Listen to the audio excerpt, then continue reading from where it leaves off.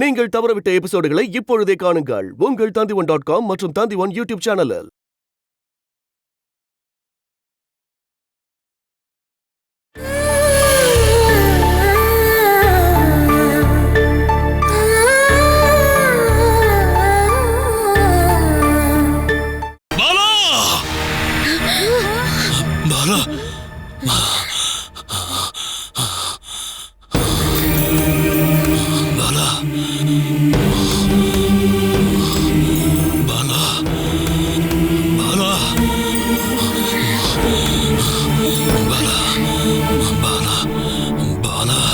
என்னாச்சுங்க? என்னாச்சு? என்னன்னு சொல்லுங்க. எங்க என்னாச்சு? என்னன்னு சொல்லுங்க. என்னங்க? என்னாச்சு? என்னாச்சுங்க? ஏன் கத்துனீங்க? என்ன நடந்தது?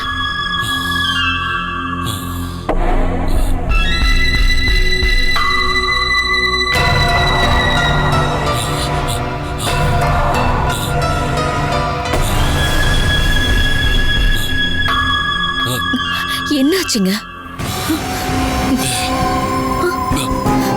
கொஞ்சம் தண்ணி கொண்டு வா.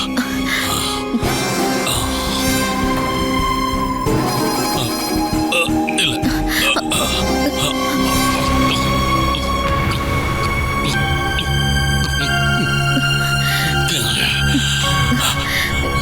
அப்பாக்கு என்னமாச்சு?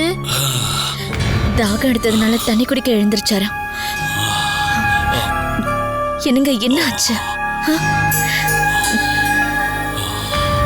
யாரோ தூக்கத்துல அழுகிற மாதிரியான சத்தத்தை நான் கேட்டேனே. அது நீ கனவு கண்டு இருப்ப. நீங்க தூங்குங்க.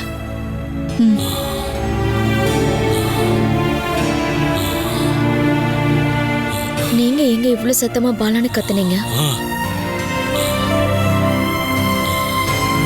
என்ன என்ன ஆச்சுன்னு சொல்லுங்க.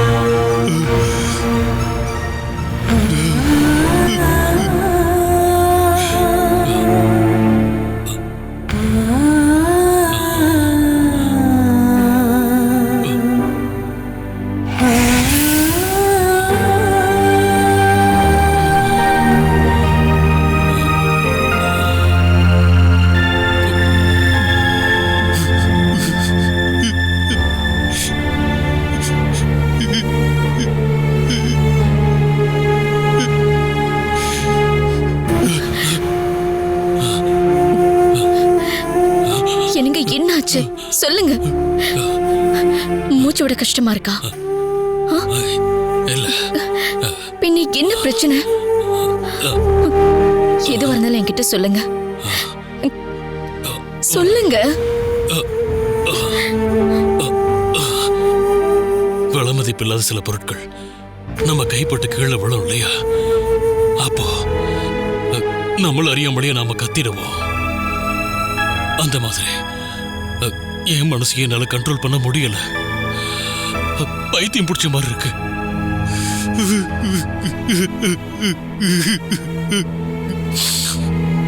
நான் என்னோட உயிருக்கு உயிரான மனைவி, உயிருக்கு உயிரான என் மனைவி. என்ன பண்ணிக்கிட்டு இருக்கீங்க? இதுக்கு தேவையில்லாததெல்லாம் யோசிக்கிறீங்க. என்னால மட்டும் எப்படி இப்படி யோசனை பண்ண முடியுது? நான் மாறவே இல்லை பாலா, மாறவே இல்லை. பைத்தியம் பிடிச்ச அந்த வேணுகோபா என் மனசுக்குள்ளதான் இருக்கா, என் மனசுக்குள்ளதான் இருக்கா. நான் மாறவே இல்லை, நான் மாறவே இல்லை பாலா, நான் மாறவே இல்லை, நான் மாறவே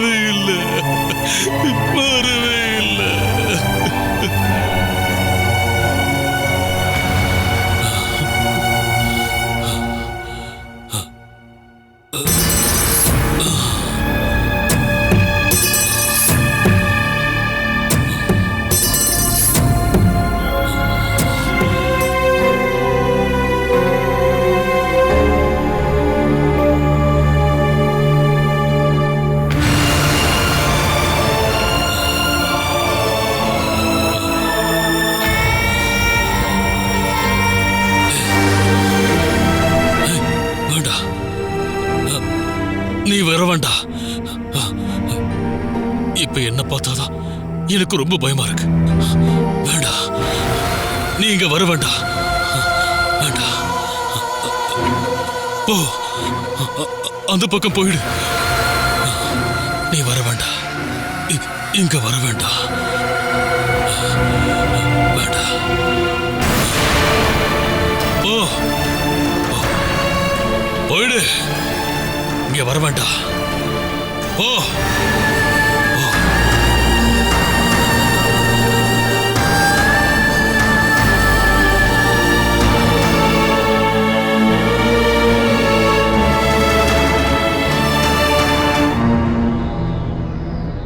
ஜித்து, லட்சு, உங்க 2 பேருக்கும் இன்னும் பசி எடுக்கலையா என்ன? மேடம் எழுந்துட்டீங்களா? 10 மணிக்கு தான் நீங்க எழுந்துப்பீங்கன்னு நினைச்சேன். சீக்கிரமா இருந்துச்சு, என்னம்மா பண்றது? எக்ஸாம் முடிஞ்சதுல இருந்து தூங்கிட்டே இருக்க நீ. ஜித்து எங்க? ஜித்து அண்ணா கம்ப்யூட்டர் முன்னாடி உட்கார்ந்திருக்காரு. ஓ, அதான் அவருக்கு கேக்கலையா?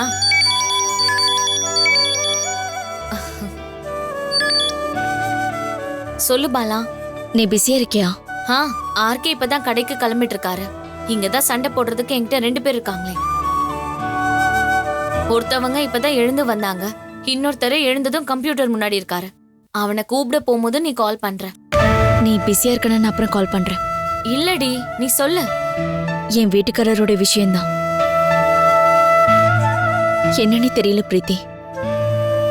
என் வீட்டுக்காரோட நடவடிக்கையில திடீர்னு ஒரு மாற்றம் வந்திருக்கு. 2 நாளைக்கு முன்னாடி வரைக்கும் உடம்பு முழுக்க சோர்வோடையும் வாழணுங்கிற எண்ணம் அவருக்குள்ள ஓடிக்கிட்டே இருந்ததா. இப்ப அவரு எதையோ எழுந்த மாதிரி இருக்காரு. அவருடைய நடவடிக்கையிலையும் பேச்சிலையும் ஏதோ ஒண்ணு ஒளிச்சு வச்ச மாதிரி இருக்கு. என்ன விஷயம்னு நீ அவர்கிட்டயே கேட்க வேண்டியதானே? எனக்கு தெரிஞ்ச வரைக்கும் அவர்கிட்ட கேட்டு பார்த்துட்டேன். ஒருவேளை நான் அவரை கவனிக்கலனோ, தேவைப்படும் போது பாசத்தை காமிக்கலன்னு அவரை நினைக்கிறாரோ என்னவோ. நான் அந்த வழியிலையும் முயற்சி பண்ணி பார்த்துட்டேன். ஆனா நான் சொல்ல வந்த விஷயத்தை என் வீட்டுக்காரரு வேற மாதிரி புரிஞ்சுக்கிட்டாரு போல. கிட்ட அவரை கோவப்பட்டு ஏதாவது பேசினாரா? கோவலாம் இல்ல, ஆனா எல்லா விஷயத்திலுமே கொஞ்சம் தயக்கமா தான் இருக்காரு. அவரை விட்டுட்டு போயிடுச்சு நினைச்ச அந்த மனநோய் மறுபடியும் அவர்கிட்ட வந்துருச்சோன்னு எனக்கு பயமா இருக்கு. என்னோட கவலைகளை கேட்கறதுக்கும் அதுக்கு ஆறுதலா பதில் சொல்றதுக்கும் நீ மட்டும்தானே இருக்க. அதுக்கு தான் நான் கால் பண்ணேன். இன்னைக்கு காலையில அவர் ஏதாவது உன்கிட்ட வித்தியாசமா நடந்துக்கிட்டாரா என்ன? நான் டீ குடுக்க போனப்போ அவர் தூங்கிட்டு இருந்தாரு. அதுக்கப்புறம் குளிச்சுட்டு சமையல் பண்ணலான்னு போறப்போதான் அகிலா கிட்ட அவரு ஜங்ஷன் வரைக்கும் போயிட்டு வரதா சொல்லிட்டு போயிருக்காரு. போய் ரொம்ப நேரம் ஆச்சு. நீ போய் பார்க்கலையா? ஜங்ஷன்ல தெரிஞ்சவங்க கடலாம் இருக்கு, ஒருவேளை அங்க போயிருக்கலாம். கண்டிப்பா மதியானத்துக்குள்ள வந்துருவாரு. சரி, நான் நேரா வரேன். சில விஷயங்களை நான் உன்கிட்ட பேசி ஆகணும். நீ எப்போ வர? கடைக்கு போற வழியில என்ன அப்படியே விட்டுருங்கன்னு நான் ஆர்கே கிட்ட கேக்குறேன். இதோ ஆர்கே ரெடி ஆயிட்டாருன்னு நினைக்கிறேன். சரி, நான் நேர்ல வரேன்.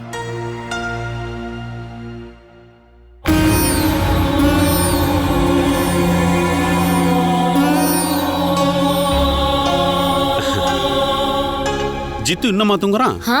எப்ப பாரு பசங்க மேலதான் அக்கறை. இங்க நான் ஒருத்தி இருக்கேனே, என்னை பத்தி கவலையே இல்ல. நம்மளை தவிர நம்ம பசங்களுக்கு வேற யாரு சப்போர்ட் பண்ணுவாங்க? எக்ஸாம் முடியற வரைக்கும் கம்ப்யூட்டரையும் மொபைலையும் தொடக்கூடாதுன்னு சொன்னோம். நம்ம சொன்னதை கேட்டாங்க இல்லையா? இதுக்கப்புறம் வெக்கேஷன் தானே, அவங்க இஷ்டப்படி இருக்கட்டுமே. நீங்க அப்பா சொல்றத கேளுங்கம்மா, எங்களை கூண்டுல அடைச்சு வைக்காதீங்க.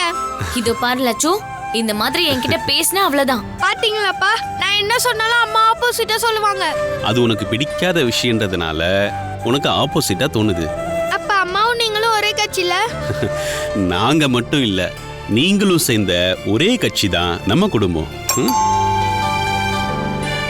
நான் போய் யாருன்னு பாக்குறேம்மா.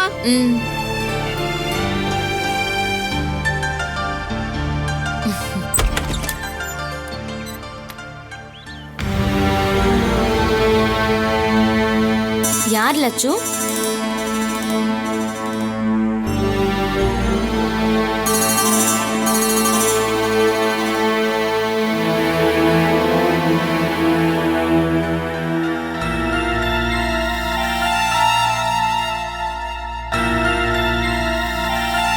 பாலா கிட்ட சொல்லிட்டு தான் நீங்க இங்க வந்திருக்கீங்களா? நான் உங்களை பார்க்க தான் வந்திருக்கேன் பிரீத்தி.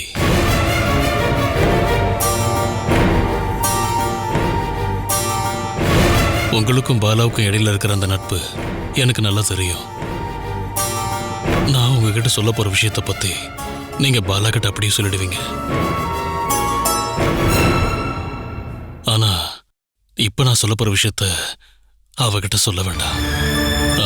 இது இது என்னோட ஒரு ரெக்வெஸ்ட்.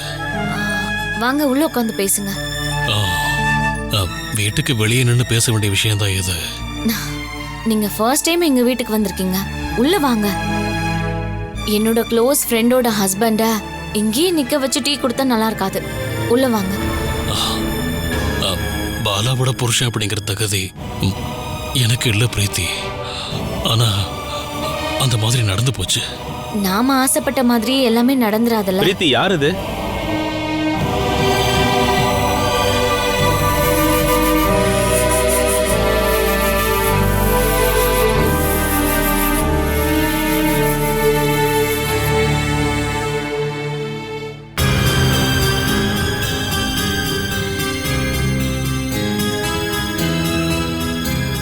இவர் யாருன்னு உங்களுக்கு தெரியாதா? மறக்க முடியுமா அவரை? 2 பேரும் நேருக்கு நேரா சண்டை போட்டிருக்கோமே. அந்த நேரத்தில் தனியாக கைக்கு கிடைச்சிருந்தாருன்னா அவருக்கு லைஃப்ல மறக்க முடியாத ஒன்று கொடுத்துருப்பேன்.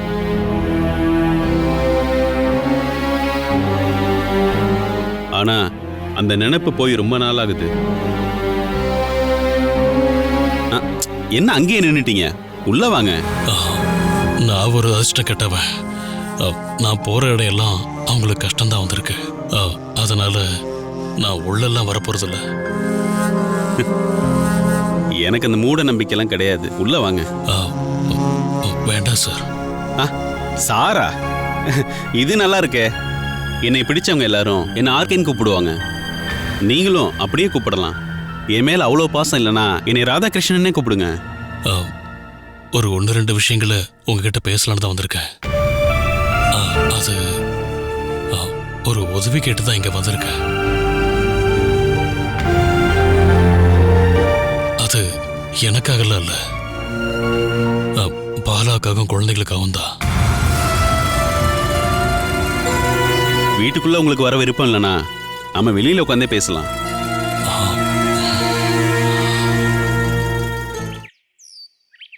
உங்களை பார்க்க வரலான்னு பல தடவை நினைப்பேன். பிரீத்தியே என்னை வர சொல்லி வற்புறுத்துவா. ஆனா என்னன்னா, நாங்க வரும்போது ஏற்பட்ட 1-2 கசப்பான விஷயமா கூட இருக்கலாம். அப்படியே ஆசைப்பட்டாலும் எனக்கு வர தோணல. அது உங்களோட குழப்பம் இல்லை சார். மற்றவங்களோட பார்வை கூட பாலா மேல விழக்கூடாதுன்னு நினைச்சிட்டு இருந்த ரொம்ப ரொம்ப கொடூரமான ஒரு பைத்தியக்காரனோட மோசமான வார்த்தைகளும் நடவடிக்கையும் தான் மற்றவங்களை அந்த வீட்டுக்குள்ள வரவிடாம தடுக்குது. உங்களுக்கு எதனால இப்படி ஆச்சுன்னா, நீங்க வாழ்ந்த விதமும் தொடர்ந்து நீங்க குடிச்சுக்கிட்டே இருந்ததால தான் இப்படி ஆயிடுச்சு. குடல் வியாதி, கிட்னி கம்ப்ளைண்ட், அப்புறம் ஹார்ட்ல ஏற்பட்ட பிரச்சனை, இப்போ இதெல்லாம் குழந்தைங்களுக்கு கூட வருது. அதெல்லாம் அவங்க தப்பு பண்ணதுனாலே வந்திருக்கு. இது நார்மலா எல்லாருக்கும் வரும். வாழ்க்கையில் நடக்கிற கஷ்டங்களை ஃபேஸ் பண்றதுக்கு நம்ம அதுக்கு தகுதியானவங்களா அப்படின்னு அது சோதனை பண்ணுது.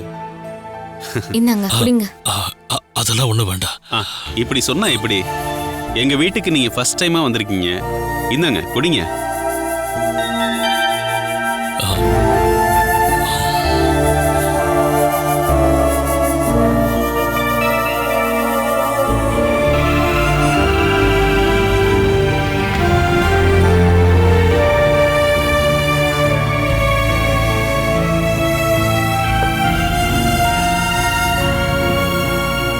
எங்ககிட்ட நீங்க ஏதோ பேச போறீங்க.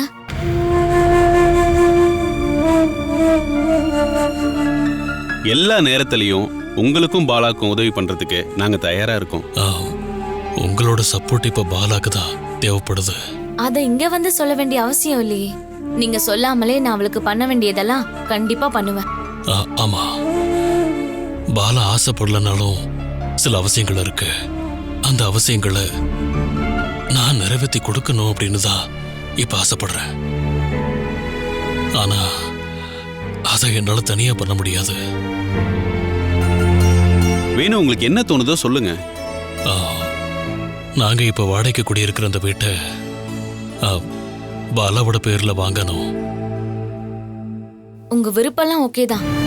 ஆனா அதுக்கான பணம் எங்க இருந்து கிடைக்கும்? அதுக்கான உதவியை கேட்டுதான் நான் இப்போ உங்க முன்னாடி வந்து உட்காந்துருக்கேன்.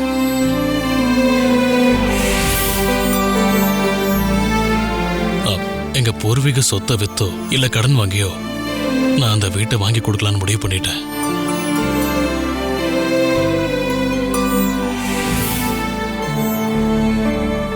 ஒருவேளை என்னால கடன் வாங்க முடியல அப்படின்னா நீங்க உதவி பண்ணணும். இந்த நேரத்துல இவ்வளவு பெரிய பாரத்தை நீங்க சுமக்கணுமா வேணும்? இப்ப நீங்க வாடகைக்கே இருந்தாலும் அதுவும் உங்க வீடு தான், அது போதுமே. பாலாவோட ட்ரைனிங் முடிஞ்சு வேலைக்கு போனதும் நீங்க ஃப்ரீ ஆயிடுவீங்க. அதுக்கப்புறம் நீங்க வீடு வாங்குறத பத்தி யோசிக்கலாம்ல. அது போதாதுங்க. நான் உயிரோடு இருக்கிற போதே ஒரு நாளாவது பாலாவும் என் குழந்தைகளும் சொந்த வீட்டுல படுத்து தூங்குறத என் கண்ணால பார்க்கணும்.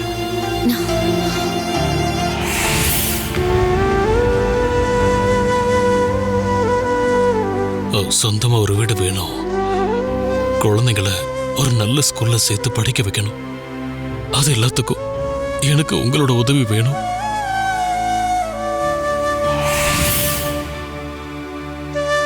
இந்த மாதிரி நான் ஒரு நம்பிக்கையோடு சொல்லிட்டு போறதுக்கு எனக்குன்னு யாரும் இல்லை. எங்க போக போறீங்க? போகிறதுன்னா அது ஆபரேஷன்.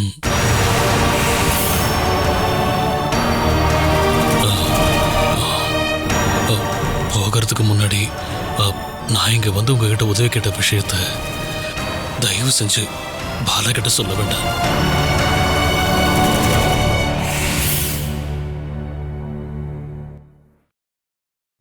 நேரம் வரும்போது நானே இதை பத்தி சொல்லிடுறேன்.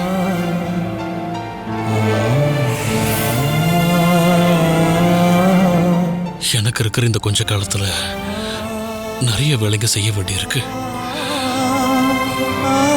உங்களோட முழுமையான சப்போர்ட் என்னைக்கும் பாலாக்கு இருக்கணும்.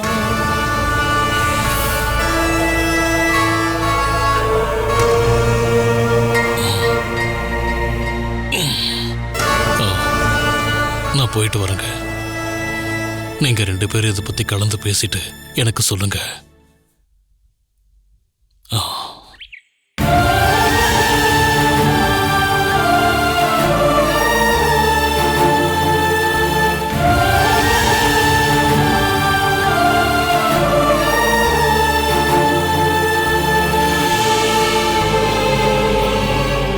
பிரீத்தி, அவருக்கு தெரியக்கூடாதுன்னு நினைச்ச ஏதோ ஒரு விஷயம் தெரிஞ்சிருக்கு. ஏதோ ஒன்று நடக்க போகுதுன்னு அவருக்கு தெரிஞ்சு போச்சு. அவரை கேர்ஃபுல்லாக பார்த்துக்கணும்.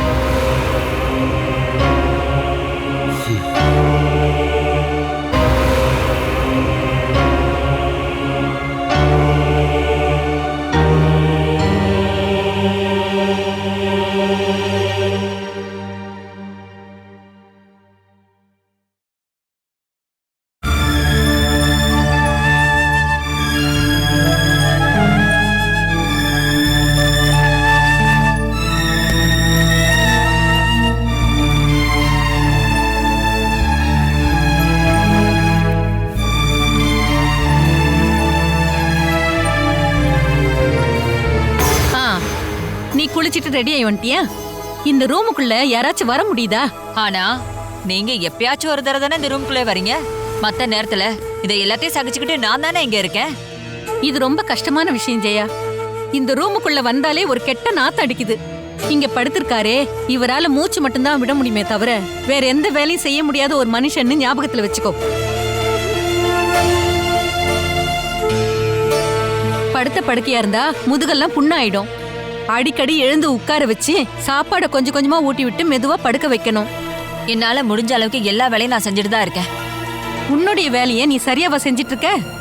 ஹாஸ்பிட்டல் இருந்தப்ப டாக்டர் என்ன சொன்னாரு? அசைவில்லாம இருக்கிற கை கால்களை பிடிச்சி அடிக்கடி மசாஜ் பண்ணி விடணும், மடக்கியும் நீட்டியும் விடணும்னு சொன்னாருல்ல. நான் அதை எல்லாத்தையும் பண்ணிட்டு தான் இருக்கேன். உனக்கு செய்ய சொல்லல, அந்த வேலையை மனோஜுக்கு செய்யணும்னு சொன்னேன். பிசியோதெரப்பி பண்ணணும்னு சொன்னாங்க, அதையும் ஒரு ஆளை கூப்பிட்டு இது வரைக்கும் நம்ம பண்ணவே இல்லை. அது எல்லாத்துக்கும் ஏகப்பட்ட செலவாகும். அவங்களுக்கு இது மட்டும்தானே முக்கியமான வேலை. என்னங்க, நான் அவங்கள எந்திரிச்சு உட்கார வைக்கட்டுமா?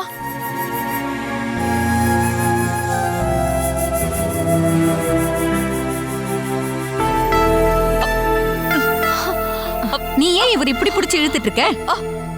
எனக்கு அதுக்கான தெம்புலன்னு நான் தான் உங்ககிட்ட முன்னாடியே சொல்லிட்டேன்ல. நீங்க சொல்ற மாதிரி முதுகுல எந்த காயமும் ஏற்படாது. நீ மட்டும் கொஞ்சம் நல்லபடியா பாத்துக்கிட்டாதான் மனோஜ் எந்திரிக்க வச்சு நடக்க வைக்க முடியும். நான் என்ன பண்ணணும்னு நீங்க சொல்ல வரீங்க? நீங்க எல்லாரும் உதவி செய்வீங்கன்னு நினைச்சுதானே நான் என்னோட வீட்டுக்கார இங்க கூட்டிட்டு வந்தேன். இப்படி எல்லா பாரத்தையும் ஏன் தலைமையில தூக்கி வச்சுட்டா நான் என்னதான் பண்றது? இதுக்கு பேசாம நான் என் வீட்டுக்கார என் வீட்டுக்கே கூட்டிட்டு போய் பாத்துருக்கலாம். அப்படின்னா இந்த விஷயத்துல இப்பதான் ஒரு முடிவே கிடைச்சிருக்கு.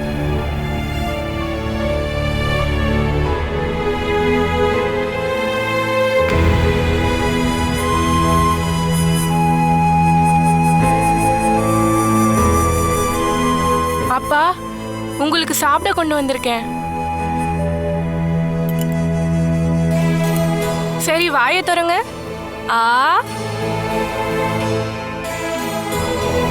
இன்னும் கொஞ்சம்பா. ஸ்ரீகுட்டி, என்கிட்ட கொடு, நான் கொடுக்குறேன். நீங்க எப்படி ஊட்டி விடுவீங்கன்னு எனக்கு தெரியும். நீங்க ஊட்டி விட்டா முகத்துலயும் கழுத்துலயும் தான் இருக்கும். அப்புறம் அவர் சாப்பிடலன்னா அப்பாவை கோவமா திட்டுவீங்க. நான் எங்க அப்பாவுக்கு கொஞ்சம் கொஞ்சமா ஊட்டி விட்டுக்கிறேன். இந்தாங்கப்பா. அப்படிதான்ப்பா.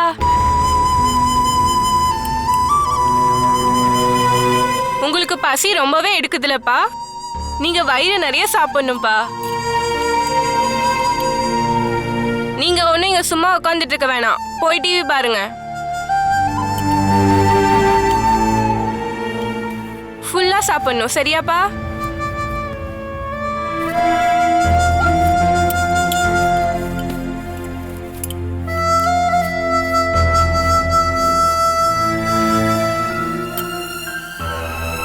மிச்சம் வைக்காம சாப்பிடணும், சரியா?